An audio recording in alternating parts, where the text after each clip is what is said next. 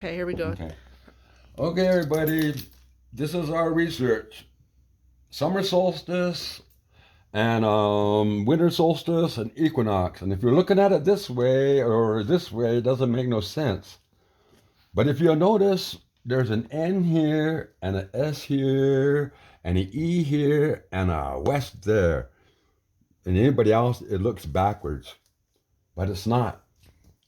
Because if you take those four locations, especially north and south, and you flip it above your head like this, so that's pointing north, that's pointing south, and that's pointing east, and that's pointing west.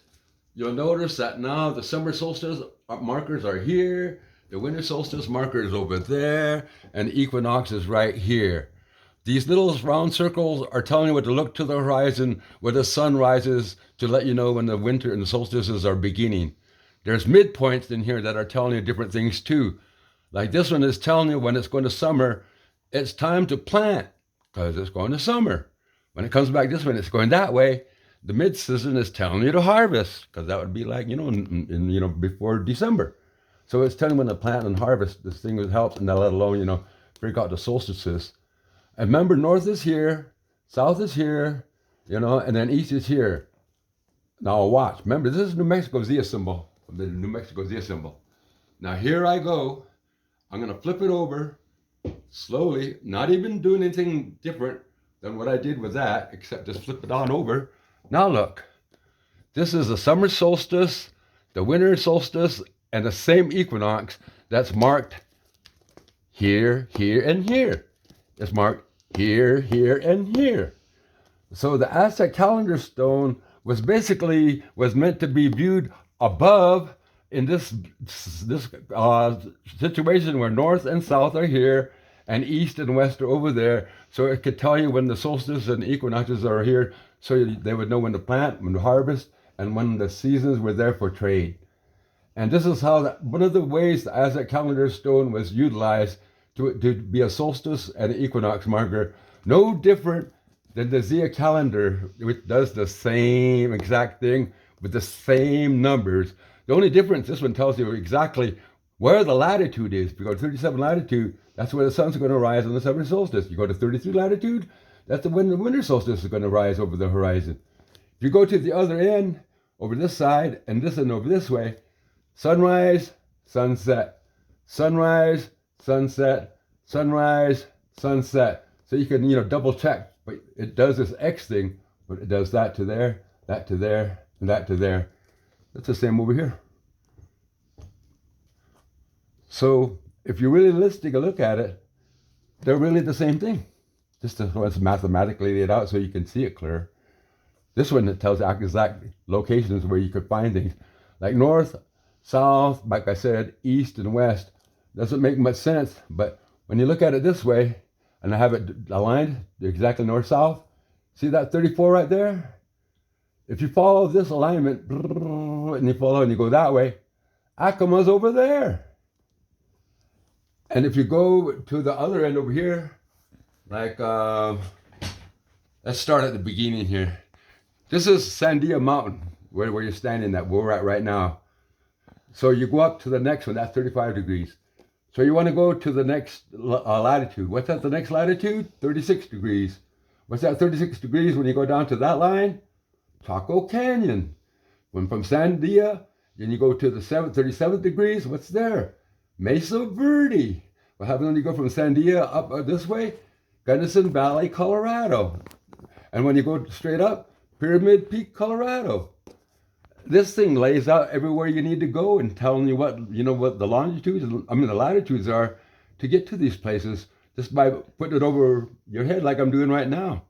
So you got this 16 layout from actually using the Zia symbol and the sacred number of the calendars, the sacred 260-day calendar, to basically do the math to get your latitudes and longitudes. Yes. But the other thing is that the ancients told me something else which I didn't understand at all. They downloaded me with some ancient Egyptian knowledge. And I thought it was the dumbest thing. I was saying, I'm not Egyptian, so why are you teaching me about Egyptian knowledge? Because it utilizes this. How are you going to, how to set this? And I said, you know what, you're right, because I was using a stick and a string and 16 sticks and making a circle and going through this whole ritual to do it. They said, there's an easier way to do it. I said, what's that? It's called an ankh. It's set up the same exact way. East, north, south, west. This is the viewing point. You look through the circle. There's the sun on the equinox. You set it in here. This is a physical drawing with a stake, so it's deep enough that it don't move. And you find the stationary point to view this. You put the sun in the middle of the circle, and the bars that are going north and south, they lay out when it goes to the solstices. Summer solstice, winter solstice, midpoint for harvesting and planting, equinox, north, south, east, west. You set this up, then you put this little thing above you, you're in business. You can go anywhere you want.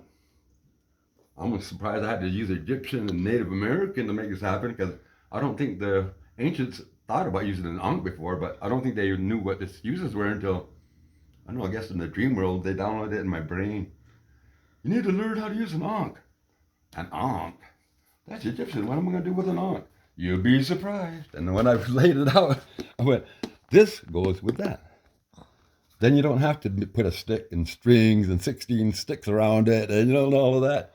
You set this up there. All you got to do is figure out the North Star there, where south is there, and then place the rising sun in that little circle. And there's your east and west, and you're already lined up.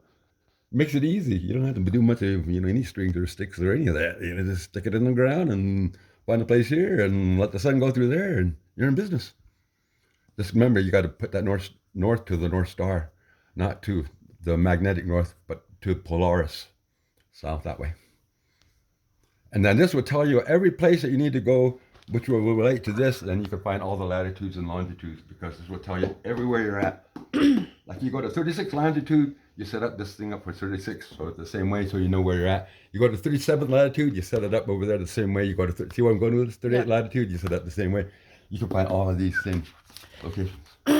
So, Darn, there are those out there who are like latitude and longitude. Can you provide a really quick example? Maybe just show a page of latitude and longitude and what you're talking about in terms of mapping, deriving and mapping stuff. Okay, let me see. It started out with the Z, back to that Zia symbol. It has everything to do with those that number 16. And you use the sacred calendar, the sacred number 13, and 13 times 2 is 26. And then you use 26 and divided that by 16, which is the Zia symbol, because there are 16 points on the Zia symbol. From that, you got the number 3.25, which you are proposing is the real pi, is the indigenous pi. And if you divide that in half, that comes out to 1.625, which is the rational golden means ratio. Is that correct? I'm just trying to sum up the information that I understand from you.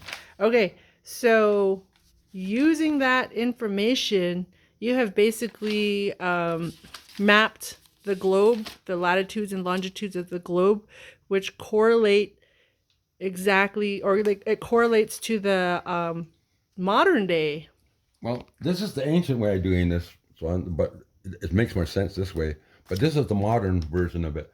Equator 325, Nan Madol, Philippines, Angkor Wat, Bay of Bengal, Mumbai, India, Arabian Sea, Red Sea, Memphis, Egypt, Tripoli, Libya, Tangier, Morocco, and the Azores Islands. 325, 650, 975. There's that 975 number again. 13, 1625. See where I'm going with this? Yes. Now watch this. See this right here? 325, 625, 975, 1625, 19.5, 22.75, 2600, 2925, which is for Memphis, Egypt, the Giza pyramids of Memphis, Egypt. 3575, That's for Tripoli, Libya. And then all the way up, well, 35, 75, there it is, right? For Tangier, Morocco, which is the mouth of the Mediterranean. Once you get out of the Mediterranean, you go to 39 degrees, which is the Azores Islands. Okay. So this showed you a route from going from the equator, about 2,200, maybe more miles, all the way to Azores, just on that chart. And they all line up. And those are the latitudes. Mm-hmm. The exciting thing about this, I like it because it tells you. See how the 650 is right here? Yes. Oh, and so, yeah. See how that 65 is right there? Yes. They both meet right there. Same thing with that 9.75. 9.75, 9.75. That means there's something right there. See how you have to match them up? 1,300, 1,300. It matches right there. They got to be the same number in order for them to make the alignment.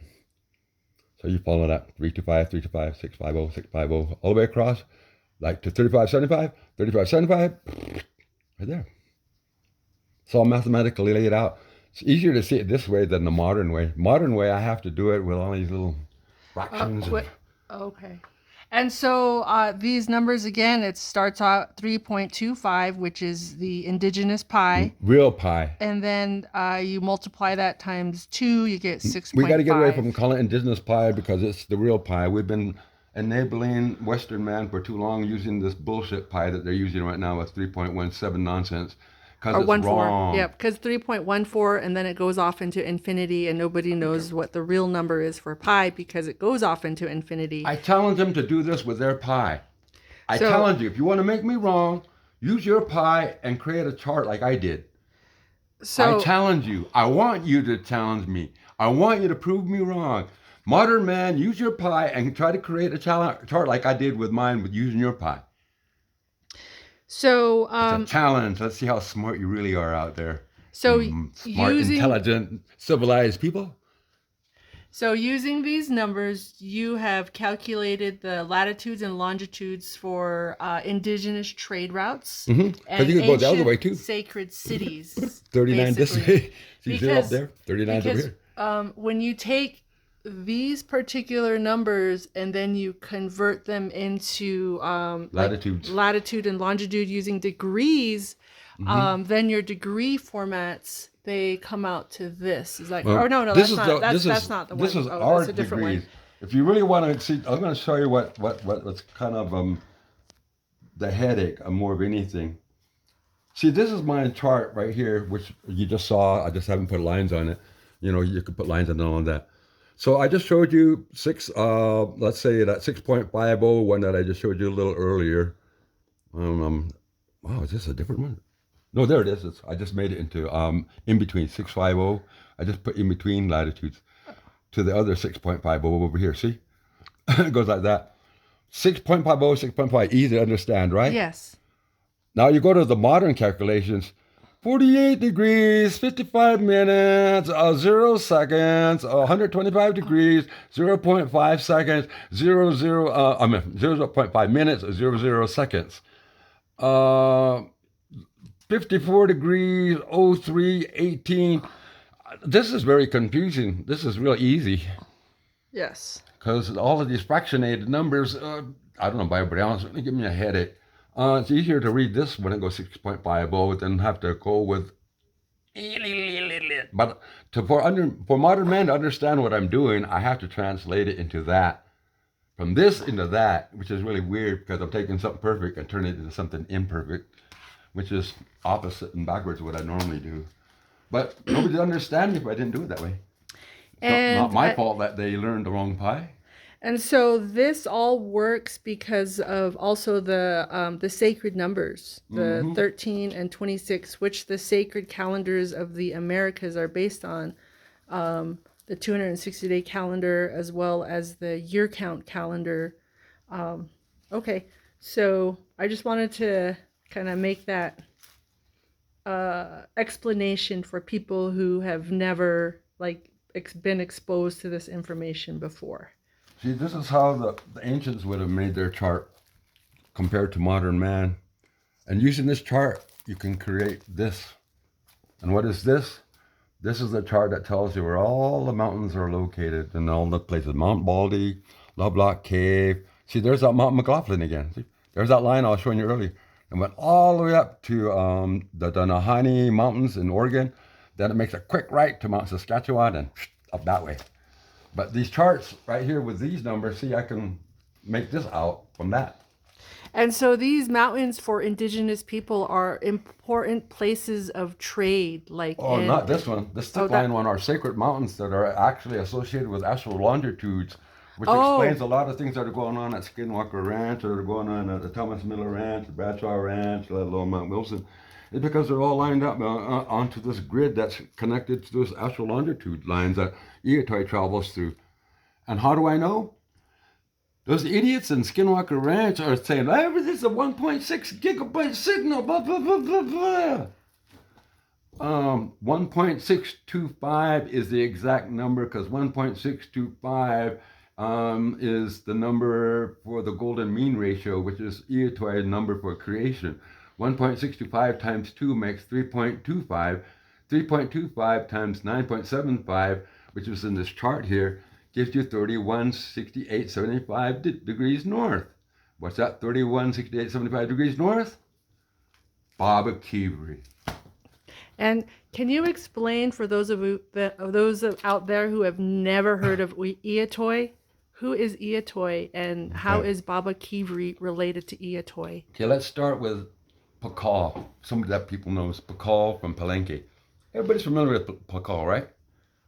I think a lot of people, some people probably are not. Well, if you're not, then you're an idiot. Go Google. Yeah, then you should start learning real history instead of this nonsense that you're learning today. See, Pakal was born in 687. And then there's this number, 13 times 20, 260. So you take 687 and you add 260 years to it. Where does it take you? It takes you to the number 947. What's 947? It's the year that another person was born that people are familiar with. Now, if you don't know this one, you've been living under a rock. In 947, Quetzalcoatl was born. If you don't know Quetzalcoatl, you're really lost. So if you take 947 and you add 260 to that again, it takes you to 1207, which takes you to I-itoi of the Tohono O'odham Nation at the Baba-Kivri mountain range, which is very important in the trade network going into Mexico. And can I make a point about the TOs, the Tohono O'odham? You have told me previously that in their oral history that they don't have a migration story, that they actually originate from there, and that the Hohokam, just the language means all dried up. So they're... Okay, I'll explain it in a way that I-itoi brought the Tohono O'odham out of the earth, and they established his villages that are still there to this day, that were created when I-itoi brought them out of the earth. Okay. Which tells me they haven't moved anywhere. Yeah, because they're still there. And that's where you grew up. Well, I asked my grandfather that. And that's where you grew up. No, I lived in San Simon, but Pisinamo was like about 8 miles away. Oh, I meant you grew up with the Tohono O'odham. Yeah, I grew up with my grandfather in San Simon and T.O. And then he said, "Don't you understand? Pisinamo is when this place was a lot greener in the ancient times." What do you mean? Pisinamo, mo'o means head. And the beginning of it means bison. Buffalo head. Way out in the middle of the desert, I went, buffalo head? Why is it named Buffalo Head? He said, in ancient times, there used to be grasslands, and there used to be a certain buffalo that was for the Sonoran Desert because of that. But now it dried out. They're not here anymore. And then this village was named Buffalo Head from the beginning of time because there were a lot of buffalo that were here at one time. But Sinamo'o, Buffalo Head. So the TOs, they were the ones that introduced me to I-itoi. I-itoi Key is what they call it, or I-itoi's home. There were two people, Earth Doctor, who created everything that we see in existence, including the Earth, and then I-itoi, who created people from the Earth. So there's two creators, indirectly. Earth Doctor, who made everything, then I-itoi, who made people from the Earth. So you got an Earth Doctor, then you got I-itoi. I-itoi Key is located at the Baba-Kivri Mountain. Of all of the tribes in the world that I've ever talked to, None of them have a story about ever them being the creator's home except Baba Kiwi. You could verify that and go into it and all. Everybody else will talk about the creator, but they'd never have his home in their location except the TOs. Now, Baba Kiwi is the midpoint, which is really interesting because Baba Kiwi is connected directly to Teotihuacan. Wow. And Baba Kivri is in southern Arizona. Mm-hmm. And who was in Teotihuacan? Quetzalcoatl. There's the other guy. Okay. So you got these two guys. So you got the latitude and longitude in your book that connects them. And I-itoi was born in southern Arizona. And he was here after Quetzalcoatl passed on in 947. 947 in Teotihuacan, Quetzalcoatl was born, and then in 999 he died. 260 years later, down that same line, I-itoi was born in 1207 at Baba Kiwi. Wow. And now you make this connection between Quetzalcoatl and this direct line that goes to Baba Kiwi. So it's not only is it related to the sacred calendar, which is the 260-day calendar and the years from that, but it's also related to the latitude and longitude. So you can also locate them using that information. I got books in here where I've been retracing Quetzalcoatl, not Quetzalcoatl, but I-itoi's footsteps through the entire Southwest. He traveled all the way up here to Mount Taylor. He traveled more than you could ever imagine. That's when I start realizing, I start following him around to see where, with these chart system, I can actually chart where he went. But also in time, you can chart his rebirth because he's kind of like the Dalai Lama. That's with the sacred calendar, you can figure out the 260-year cycle thing. Because I saw, you showed me a chart one time of every 260 years, the people who were born. Okay, now I told you about Teotihuacan, right? Yes. Okay, this is where it's going to get interesting. Because let me see if I can find that page. I put it in the front so it wouldn't. And what's really interesting is this chart mapping system also connects them like in a straight line. All the places, Pakal, Quetzalcoatl, and I-itoi and other people are connected also in a straight line on this mapping system, not just through time but physically. Haida Gwaii, way up above Vancouver Island in Canada, 53 degrees. You follow it all the way down here. It takes you all the way down to Soldier Summit. What is Soldier Summit? That's near Pyramid Lake and near Lovelock. Where do you go from Soldier Summit? You would be amazed where this place goes, because if you follow it and you keep going with the numbers, see, I should have kept going, but if I would have went down to 35,106 on the same line right here, you know where that is? Where is it?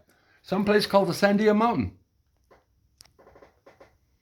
So you follow this route all the way up. It takes you all the way up to the Haida Gwaii Island up in Canada, directly to here in New Mexico.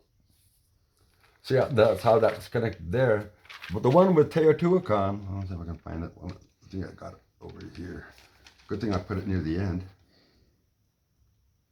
Oh, here we go, see? Quetzalcoatl's home, 1998. Then you start going 20, 21, 22, 23, 24, 5, 6, 7, 8, 29, 30. Right here to 31, 111. That's the latitude and longitude for Baba Kiwi. So you got I-itoi being here, and then Quetzalcoatl being born over there. Quetzalcoatl's home, I-itoi's home.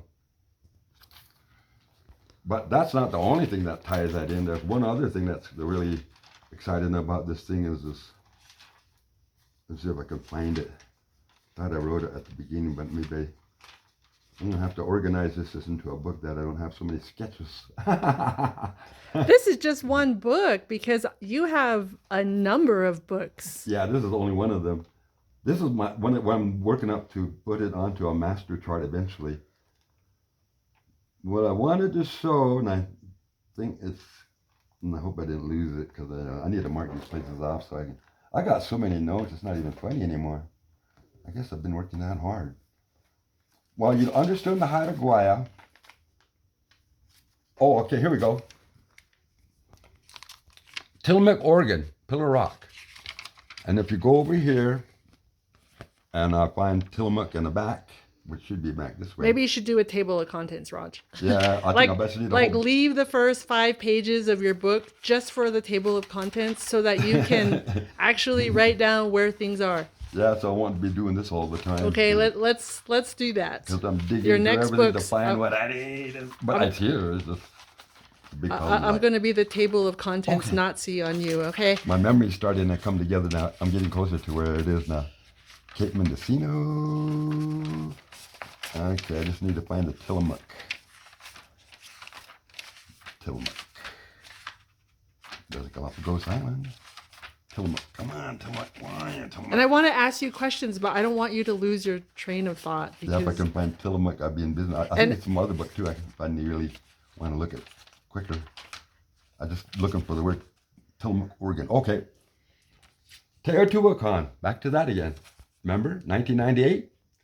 20, 21, 22, 23, 24, 25, 26, 27, 28, latitude, 29, 30, 31. There's Bobby Keery again. See? At 3111. 32, 33, 34, 35, 36, 37, 38, 39 latitude, 42 latitude, 43 latitude, 44 latitude. It ends at 45, 123 latitude, which ends up at Tillamook, Oregon, which, as I just showed you, it goes to Pillar Rock at Tillamook, Oregon.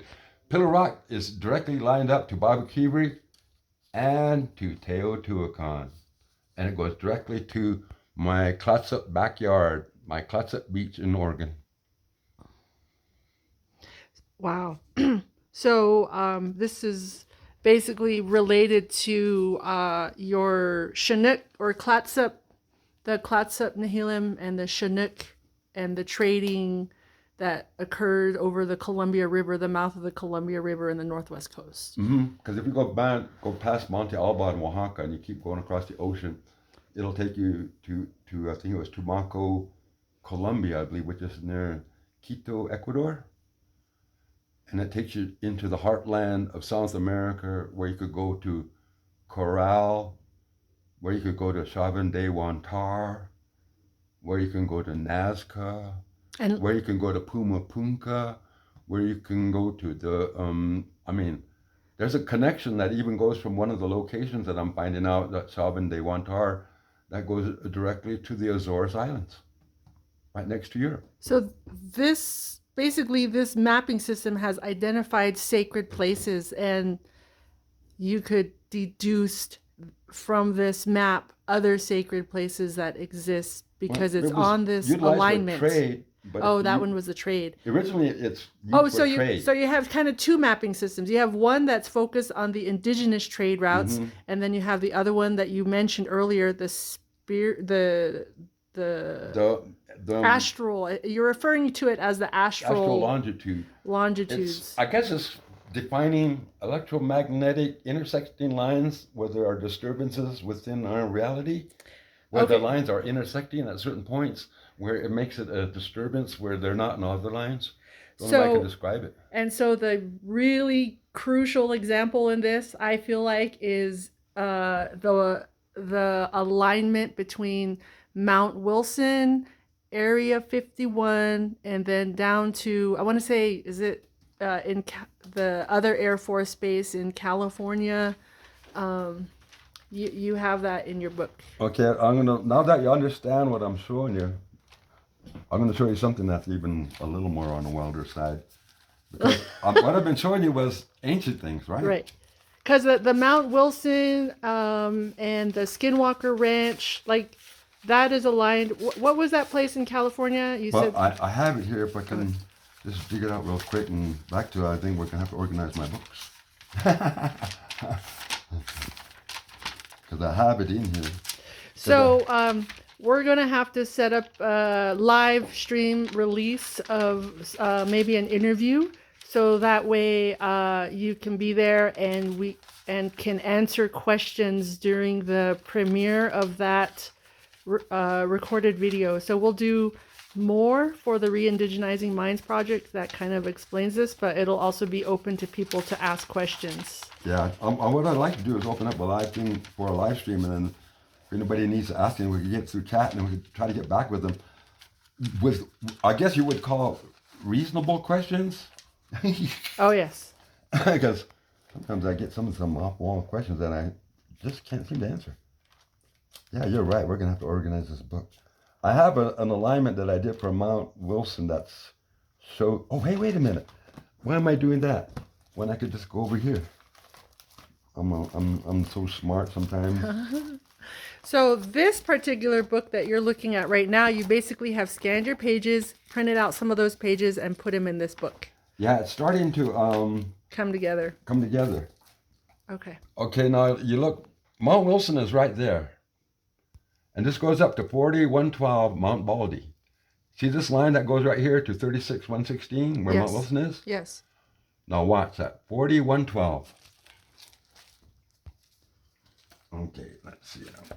Put it this way with it. Or, is it this one? Or am I going the wrong way? I think I'm going backwards. I just found it and I lost it. Oh, I went the wrong way. That's why. Okay. Now 4112, right? 4112. Dugaway testing range. 39113. 38114. Mount Wilson. 37115. Area 51. 36116. 35117. China Lake. 34118. Edwards Air Force Base. With my ancient alignment system, I even aligned up modern things. I don't know why they're lined up that way. Well, the government has probably found things to, and they don't want people to know about it. So, what's the best way to keep people off the land than you buy it creating up, a you fence base? it off, and then you can do all you want there with all the secrecy and privacy that you need, especially if you're doing archaeological digs, if you're claim the land and eminent domain. But this right here bothers me because Mount Wilson is right here between this military alignment. There's probably something going on with the military with this. I'm not sure what it is, but I could just get this gut feeling. But what they don't understand is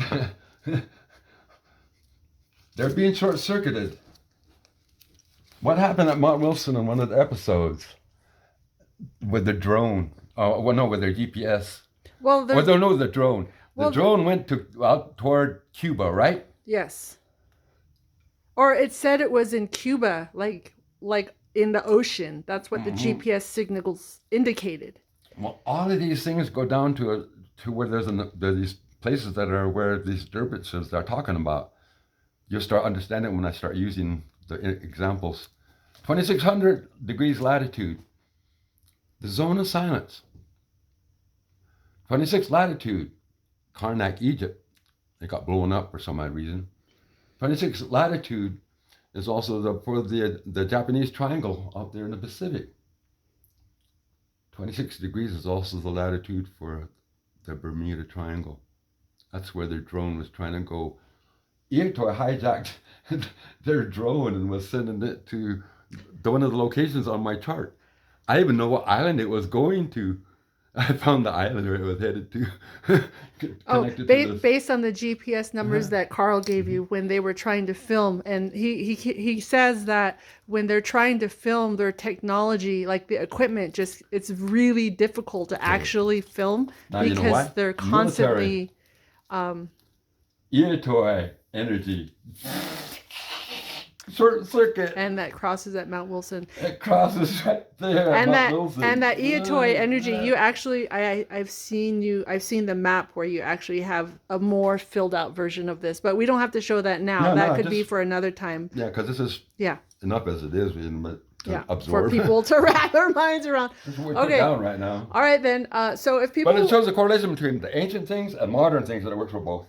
Okay, so if people want to support you and the Re-Indigenizing Minds project, maybe you could give a little bit of information and maybe I don't know about any announcements about any upcoming products or things you might have available to share this.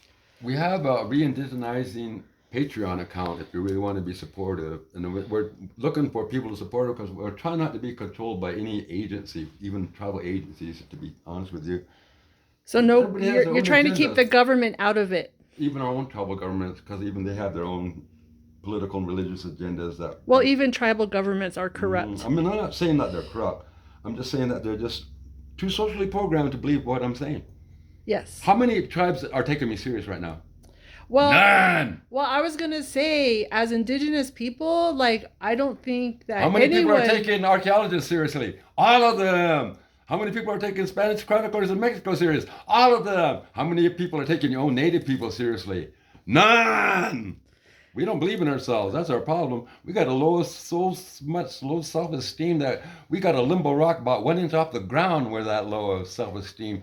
It's really sad when we don't believe in ourselves and we're lazy asses.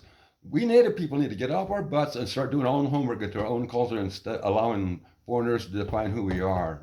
How many times have I said this? Well, I also wanted to. Blue, I guess. I also want to say 2 points.